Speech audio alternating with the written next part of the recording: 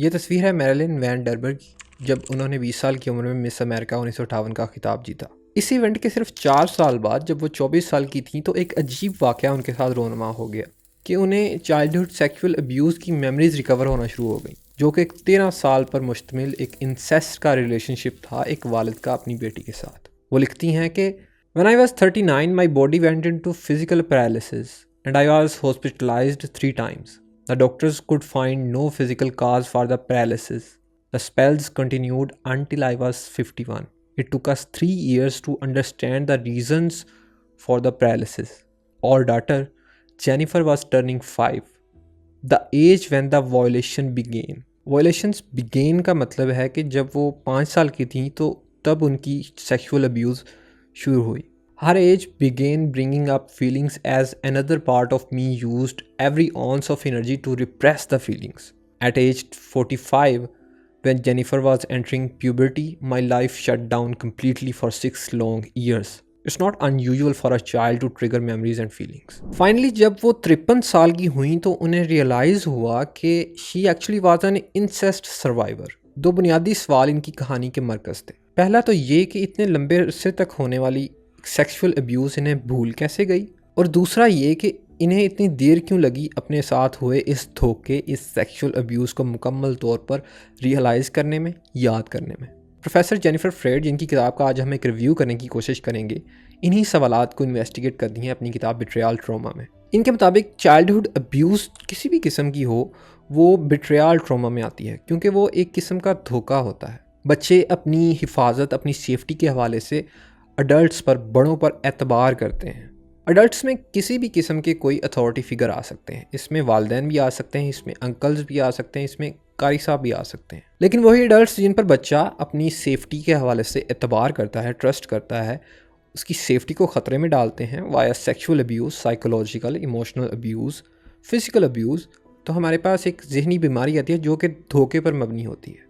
Fred इसे betrayal trauma कहती हैं। बच्चा इस अब्यूज़ का फ़ौरन बड़ों को जवाब नहीं दे सकता, क्योंकि there is a power dynamics here, और वो इतना एम्पावर्ड नहीं है कि वो जवाब दे सके, उसका सर्वाइवल ख़तरे में पड़ सकता है। सो अपनी बका को मुमकिन बनाने के लिए उसे अपना ये ट्रॉमा भूलना पड़ता है। जेनिफर फ्रेड के मुताबिक ये अमल 2 तरीक़ों से होता है। पहले डिसोसिएशन होती है, जिसका मतलब ये है कि बच्चे का जहन कहीं और होता है और उसकी होश, उसकी आगाही, शऊर, अवेयरनेस कहीं और होती है। There is a lack of integration between mental activity and conscious awareness.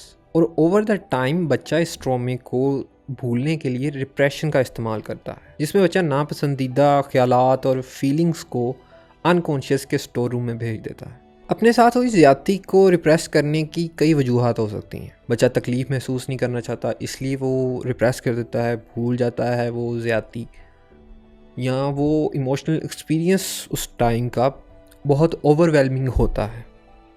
It's just too much, बर्दाश्त से बाहर चीज़ होती है, इसलिए वो रिप्रेस कर देता है। लेकिन फ्रेड के मुताबिक सबसे अहम जो मोटिवेशन है रिप्रेशन का, वो ये है कि अवॉइड की जाए कोई भी ऐसी मालूमात जो आपकी ज़िंदगी का एक अहम ताल्लुक ख़तरे में डाल रही हो। जो मालूमात अगर बच्चे को पता चल जाए तो उसकी ज़िंदगी बहुत ज़्यादा डिस्टेबल हो जाएगी और उसका सर्वाइवल ख़तरे में पड़ सकता है। इसलिए ये बिट्रेयल का जो ट्रॉमा है, इसे भूल कर बच्चा अपने सर्वाइवल को मुमकिन बनाता है। मेजॉरिटी जो इंसानी ज़िंदगी की बीमारियां हैं, उनमें ये धोखे का अंसर बड़ा एक लाजमी पाया जाता है कि बंदे का एतबार उठ जाता है, और इसी वजह से फ्रेड अपनी एक बिट्रेयल ट्रॉमा थ्योरी इस किताब में पेश करती हैं। वो लिखती हैं कि betrayal trauma theory posits that under certain conditions betrayals necessitate a betrayal blindness in which the betrayed person does not have conscious awareness और मेमोरी ऑफ द बिट्रेयल, कि इंसान के साथ बचपन में जो धोखा हुआ होता है वो उसके जहन में, उसके शऊर में नहीं आता, वो उसे देख नहीं पाता। अब इस बिट्रेयल ट्रॉमा को भूल जाने के इंसानी ज़िंदगी पर बहुत सारे असरात हो सकते हैं। उनमें से हम एक चंद पर बात करेंगे कि इंसान जैसे जैसे बड़ा होता है, ये ट्रॉमा किस तरह इंसान की ज़िंदगी को तंग करता है, ख़ुद को एक्सप्रेस करता है। सबसे पहला असर तो इसका ये है कि बंदे के जो ट्रस्ट मैकेनिज़्म है वो मैसअप हो जाते हैं। बंदा दूसरे बंदों पर एतबार करने के हवाले से शशो पंच में मुब्तला रहता है। वो कंसेंट के हवाले से परेशान हो सकता है या एक्सप्लॉइट हो सकता है। मिसाल के तौर पर एक लड़की अगर इस चाइल्डहुड अब्यूज़ की विक्टिम है और वो इस बिट्रेयल ट्रॉमा को अपनी शऊरी ज़िंदगी से गायब कर देती है अपनी बका के लिए, शर्म के लिए, तो हो सकता है जब वो बड़ी हो और उसकी शादी हो तो वो मैरिटल रेप की विक्टिम बन जाए और उसके हवाले से भी खुद ही को ब्लेम करे। दूसरा असर ये हो सकता है getting the worse out of a bad situation for your self. इसका मतलब ये है कि you are already in a bad situation और आप उससे और ज़्यादा बुरा कर देते हैं। किस तरह? इमेजिन करेंगे एक 17 साल का अहमद है और वो किसी बिट्रियल ट्रॉमा का शिकार है।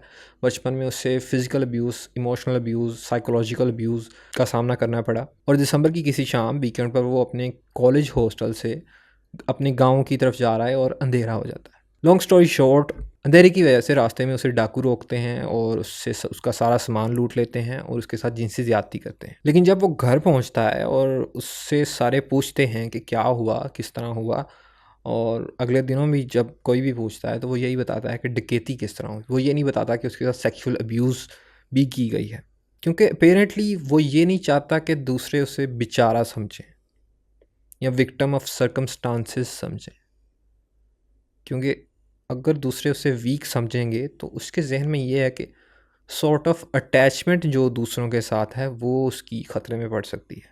क्योंकि वो एक आदमी है तो उसका पर्सोना भी स्ट्रॉन्ग होना चाहिए। उसके जहन में ये है कि डकैती की खैर है, वो किसी के साथ भी हो सकती है, लेकिन sexual abuse is something which makes you weak. जो कि अगर वो बता देता तो उसके अंदर रेजिलियंस पैदा होती, उसकी ज़िंदगी थोड़ी सी डिस्टेबल होती ज़रूर कि उसके कुछ दोस्त उसे छोड़ जाते, कोई उसकी ज़्यादातर कंप्लेन ना सुनता, मगर ये वो वक़्त था कि जब वो अपनी कोर वैल्यूज़ को पहचान सकता था कि जिनकी वजह से वो ज़िंदा है, जिन पर यकीन वो करता है और जिनके लिए वो ज़िंदा है, वो उन वैल्यूज़ तक पहुंचता। अगर वो नहीं थी तो वो कोई वैल्यू ढूंढता। इस तरह तकलीफ़ से ही गुजर कर बंदा अपनी वैल्यूज़ को रीवैल्यूट करता है, जिसके बारे में नीचे ने बात की थी, और इस तरह बंदे का करैक्टर बनता है। इसके हवाले से मिस्टर रोबोट शो का एक सीन बड़ा रिलेटेबल है। उसमें फर्नांडो वेरा जो होता है एक करैक्टर, वो हमारे प्रोटैगनिस्ट जो हैं एलियट, उनको कुछ मेमोरीज़ रिकवर करवा रहा होता है, और एलियट के लिए ये लम्हा बड़ा एक तकलीफ़दा होता है कि वो वालिद जिसे वो अपना दोस्त समझ रहा था वो असल में उसका अब्यूज़र था, और एलियट भी एक इंसेस्ट सर्वाइवर। तो उसे दिलासा देते हुए वेरा कहता है कि when you whether the storm you become the storm. इसका मतलब ये है कि ये जो तकलीफ़ एलियट अभी बर्दाश्त कर रहा है ये उससे और ज़्यादा रेजिलियंट बनाएगी।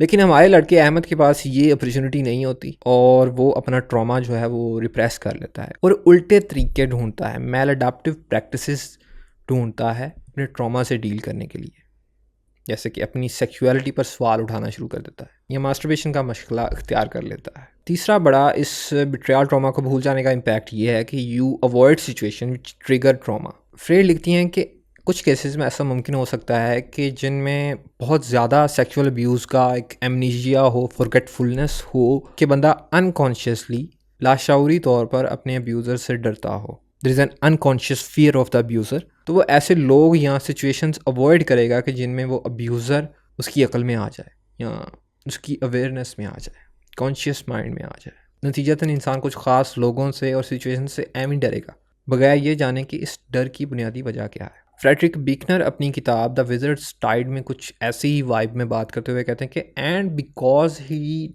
Didn't connect the scared feeling with what really scared him, all sorts of things scared him and that didn't bother other people at all।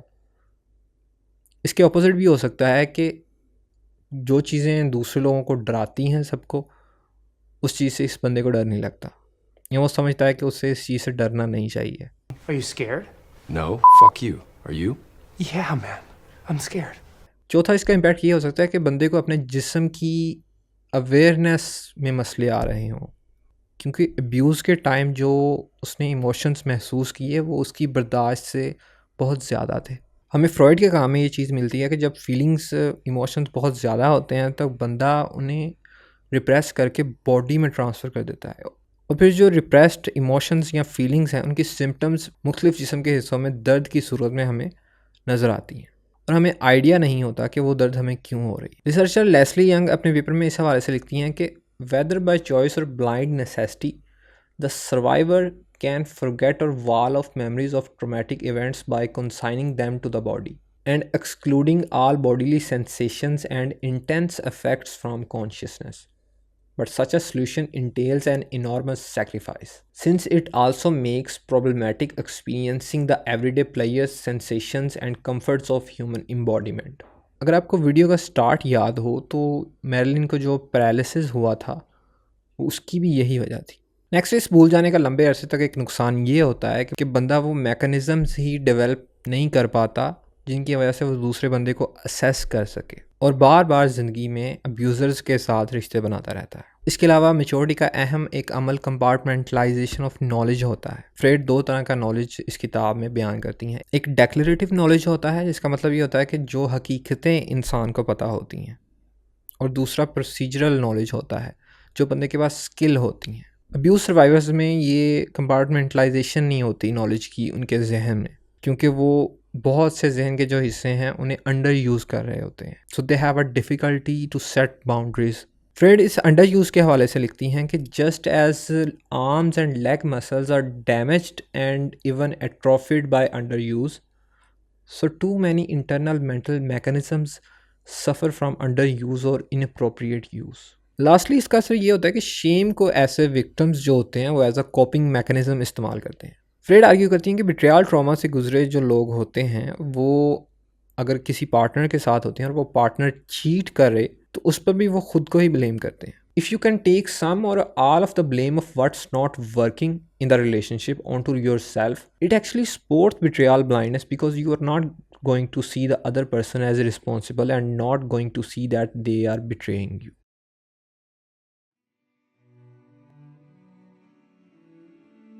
अब तक हमने जो धोखे से बने ट्रॉमा की बात की वो इंटरपर्सनल लेवल पर थी, लोगों के दरमियान थी, लेकिन फ्रेड कहती हैं कि ये कंसेप्ट हम इंस्टीट्यूशनल लेवल पर भी अप्लाई कर सकते हैं, और इंस्टीट्यूशन से होने वाले धोखे को वो नाम देती हैं इंस्टीट्यूशनल बिट्रियल, जिसका मतलब ये है कि ऐसा गलत काम जो एक इदारा उन लोगों के साथ करे जो लोग उस इदारे के साथ मुंसलिक हैं, उस पर इन्हिसार करते हैं अपने सर्वाइवल के लिए। वो फ़ौज में हुए सेक्सुअल अब्यूज़ के विक्टिम्स और अथॉरिटीज़ का उसके हवाले से जो रिस्पॉन्स था उस पर लिखती हैं कि मिलिट्री में सेक्सुअल अब्यूज़ के सर्वाइवर्स ने बताया कि एक्चुअल अब्यूज़ से ज़्यादा ट्रॉमेटिक इंस्टीट्यूशन का कवर अप था या एपथी थी हमारी सिचुएशन को लेकर, क्योंकि वो एक चीज़ थी जिस पर वो विक्टिम्स जो थे वो एतबार करते थे कि यार अगर हमें हमारी सेफ्टी को कोई ख़तरा हुआ तो ये इदारा हमें बचाएगा। इस तरह से फ्रेड जो हैं वो होलोकॉस्ट की मिसाल देती हैं। आप गज़ा में जो हो रहा है और उस पर जो सारी दुनिया का रिस्पॉन्स है वो भी इसी कैटेगरी में आता है कि जहाँ पे हम